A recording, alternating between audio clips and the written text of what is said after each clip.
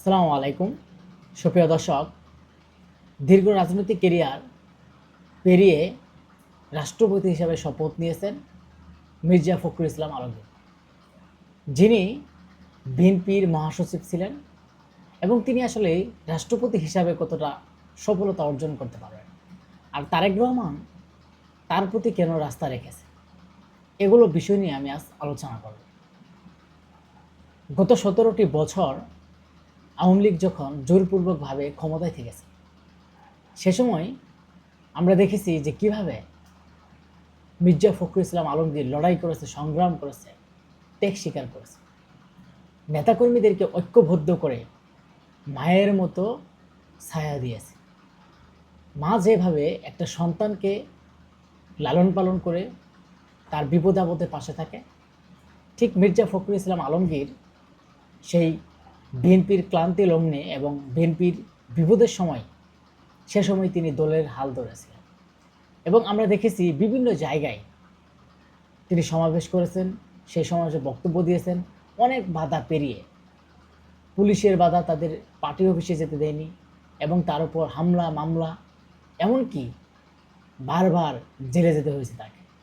তিনি একজন ভদ্র এবং তিনি একজন ভালো মনের মানুষ এবং ভদ্র রাজনীতিবিদ মির্জা ফখরুল ইসলাম আলমগীর।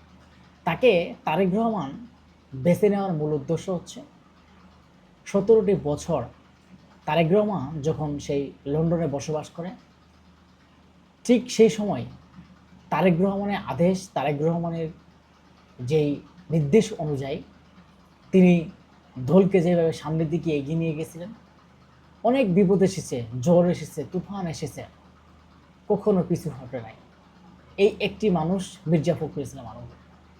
সারা বাংলাদেশের মানুষ তখন সেই মির্জা ফখরুল ইসলাম আলমগীরের দিকে তাকিয়ে থাকত এবং অনেকে টিভির পর্দার সামনে গিয়ে বসে থাকতো, কখন মির্জা ফখরুল ইসলাম একটা ভাষণ দিবেন, আর আজকে কী ভাষণ দিবেন, এই ভাষণ থেকে কি হতে পারে এবং সে সময় আওয়ামী লীগের হাত থেকে কীভাবে মুক্ত হবেন সাধারণ মানুষ, এরকম চিন্তা ভাবনা থাকতো।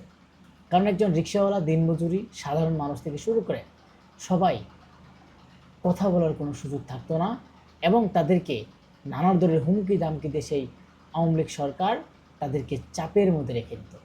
এবং সাধারণ মানুষজন তাদের ফেসবুক থেকে যদি বিএনপির কোনো ছবি পোস্ট করা হতো এবং বিএনপির কোনো সমাবেশে যাওয়া হতো, সে সময় কিন্তু আওয়ামী লীগ তাদের উপর আক্রমণ করত। সে সময়ের মির্জা ফখরুল ইসলাম আলমগীর আজকে তিনি যেভাবে রাষ্ট্রপতি হিসেবে শপথ নিলেন এবং রাষ্ট্রপতি হিসেবে হলেন, আজকে বাংলাদেশের মানুষ দলমত নির্বিশেষে, সাধারণ মানুষ থেকে শুরু করে সবাই বলছে যে রাষ্ট্রপতি হিসাবে তিনি সাকসেসফুল হবেন। কেন এই কথাটা বলছে?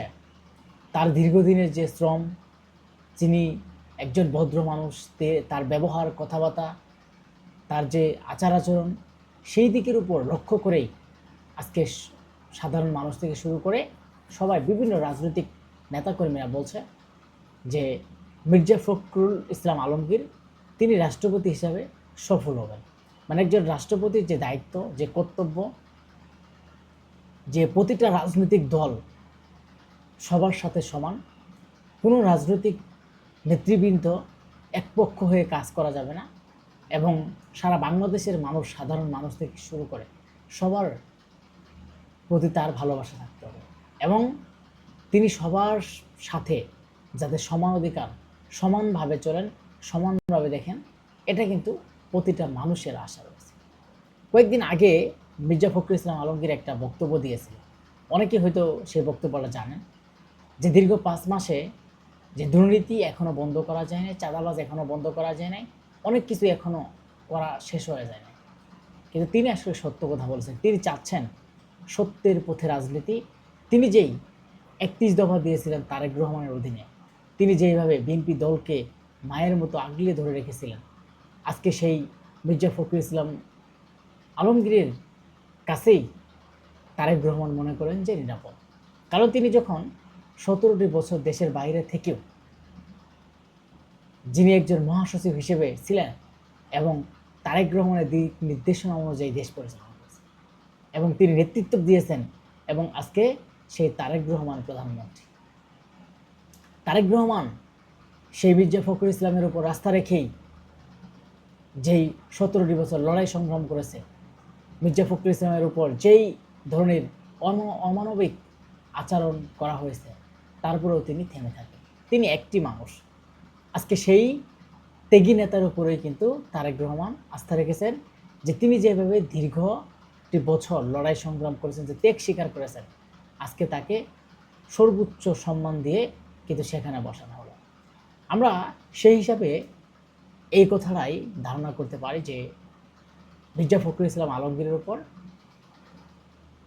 সারা বাংলাদেশের মানুষের একটা আশা আকাঙ্ক্ষা রয়েছে, যে তিনি রাষ্ট্রপতি হওয়ার পর থেকেই আরও ভালো কিছু হবে এবং তার ধারায় আরও ভালো কিছু হবে।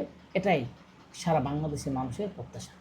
অবশ্যই আপনাদের কমেন্ট করে মতামত